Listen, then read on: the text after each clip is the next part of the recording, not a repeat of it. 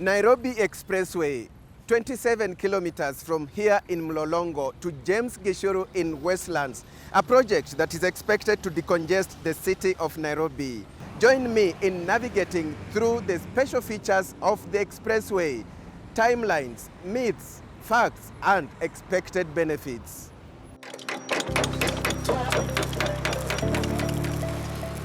It is one of Kenya's mega infrastructural projects that have moved very fast. The Nairobi Expressway was launched by President Uhuru Kenyatta in October 2019, and by February 2022, it will be open to motorists. That's in a span of 2 years, 4 months. The initial timeline for the expressway was 4 years. So we could have finished actually in 2024, but it's been reduced by half to make sure we complete by February next year. So the idea is to make sure that the main core infrastructure, basically these bridges and what you're seeing, is finished end of this year. And then they will do the supporting infrastructure January, February, so that the plan is to have the motorists use it from March next year. The project is 40% complete and works go on 24/7. All of it is going to be elevated. It is starting at Capital Center and is going all the way to Westlands, St. Mark's Church. That's where it is. That's why it is going down. The other key feature of the Nairobi Expressway is that it will have 10 interchanges as follows: Mlolongo, SGR Nairobi Terminus in Syokimau, JKIA, Eastern Bypass, the Southern Bypass, Capital Center, Haile Selassie Avenue, Museum Hill, the Mall Westlands, and James Gishuru Road Junction. This means a motorist will be able to enter and exit the expressway at any of those interchanges.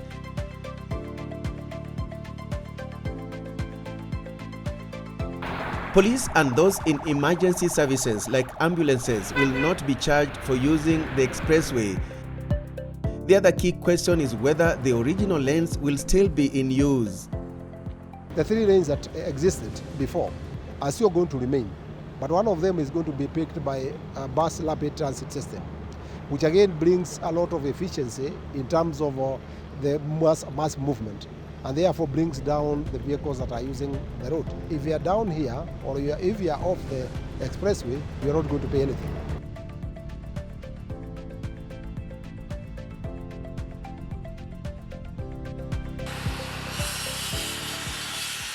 The 62 billion Kenya shillings project is being undertaken as a public-private partnership with the China Road and Bridge Construction Corporation on a build, operate, transfer model. This means CRBC will finance, build and operate the tolled road for 30 years, during which it will recover its costs before transferring its operation to the Kenya National Highways Authority. The government of Kenya is actually not utilizing any resources as far as construction is concerned, but they are also utilizing resources in terms of relocating services. As you are aware, this road, some of the services, water, power, were a little bit inside and they have to be moved. In some areas also, we are also requiring extra land. For example, where we are, you can see the road is a little bit expanded, and therefore a bit of land has been acquired. So that is the only money that the government of Kenya is actually utilizing. Otherwise, the 60 billion shillings we talk about in terms of construction of this road is all coming from private sector. And as we marvel at the Nairobi Expressway, let us take a quick look at similar expressways across the world.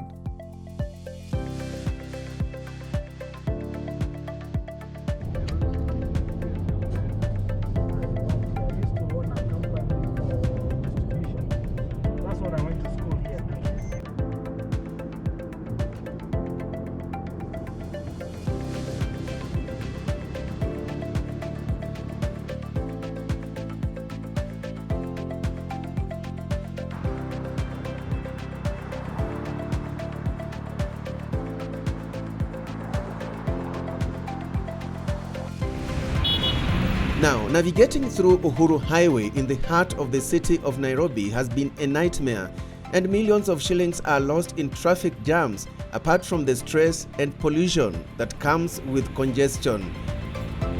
Nairobians probably need to recognize that the biggest culprit for the traffic jams that we have is actually Uhuru Highway. Yeah, because Uhuru Highway is actually a span, it's a spine of the city of Nairobi. So driving from the western part of Nairobi, Westlands and Hurlingham and the likes, whatever you do will be influenced by traffic ahead of you that is touching Uhuru Highway. Yeah. And as we come from the east, it's the same thing. From Westlands, it's the same highway, and Mombasa. So if we resolve the traffic congestion along Uhuru Highway, if we can guarantee that traffic in Uhuru Highway is moving rapidly, then you'll be surprised. Our own projections are showing that traffic will scale down, the congestion will scale down by as much as 30%, which is consistent with the fact that on that expressway, we are hoping to absorb not less than 30% of the entire traffic in the city of Nairobi and channel it through Nairobi very quickly. In terms of transportation, you have to look at it like a master plan. If you do one subsector, like you do the highway and do nothing else, then that highway does not become of any use.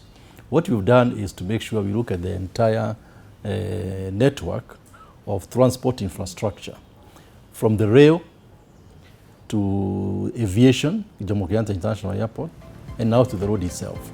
So what it will mean is it will attract more investors into the city of Nairobi, who previously would not have wanted to come here because they've heard about the traffic jams. It will make Nairobi an attractive place for conference tourism, whereby people can fly into Nairobi for a conference. They take 15 minutes in the city. It becomes a lot more attractive. Hatutakuwa tunapatana na zile gari ambazo hazina kazi Nairobi town, so which means probably jam itakuwa eased and that maybe fare itakushuka. Kila wakati tuna experience jam kama sisi watu wa mabasi za kusafiri up country. My expectation ni barabara kuisha, jam mingi inaenda kuisha Nairobi. Na hata mimi najua sisi kama wana mabasi tunaenda kupanda hii barabara ya gorofa. Mtu atafika haraka pahali ambapo anaenda, na jambo lingine inaonyesha beauty na inaonyesha Kenya yetu inafanya nini? Inaendelea. The Nairobi Expressway is a huge employer, yet another benefit worth blowing trumpets about. During construction, there is a serious impact, very positive impact, in that we are talking about 4,000 people who are employed by this project. They have 4 camps. There is a camp in Jomo Kenyatta International Airport. There is a camp which is in the Southern Bypass. There is a camp which is at Westlands, and another camp that is almost on the other side. At the camp that is situated along the Southern Bypass, it is a beehive of activity. Some of the materials you see on the expressway, like pillars and beams, are prefabricated here. Tons and tons of material. All this comes with skills and knowledge transfer. You can see the kind of skill which is being used to do this road. We are doing the box girders off-site and having them placed at night. This is a skill which now Kenyans, engineers, are learning on the spot.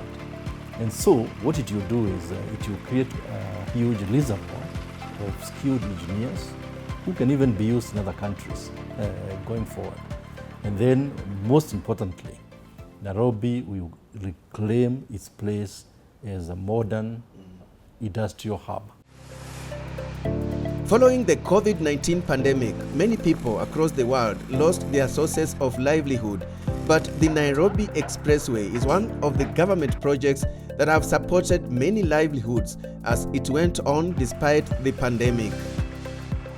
And most important also is that the contractor, because of COVID, he has actually put up residential places for all his workers. None of these workers you see go home. They all actually live in a residential place, which is well secured with everything, water and housing. And therefore, the transmission of COVID is actually contained because they are all together. The project is supporting many businesses too. This highway is releasing close to about 2.4 billion shillings to local suppliers of materials, bulk materials, all manner of materials. So the ballast that is coming in, the marathon that is coming in, and all these materials are being bought locally. It's a big win for us. The multiplier effect of all labor, materials, and any input that we consider to be local, we are valuing it at about 24 billion Kenya shillings. That is a direct benefit to our people. The only one that is actually being imported is the one that strengthens the beams. For it to actually be strengthened and have that kind of a strength to be able to span this distance, there is steel that is used. We call it pre-stressed steel. That is the only one that is coming from outside. The industries in Kenya, which are producing cement, which are producing steel, they really are very vibrant now. Each day, they actually utilize more than 9,000 bags in terms of, if you're talking of bags, and they don't even carry by bags. They carry through trucks. But if you convert it into bags, they spend over 9,000 bags every day.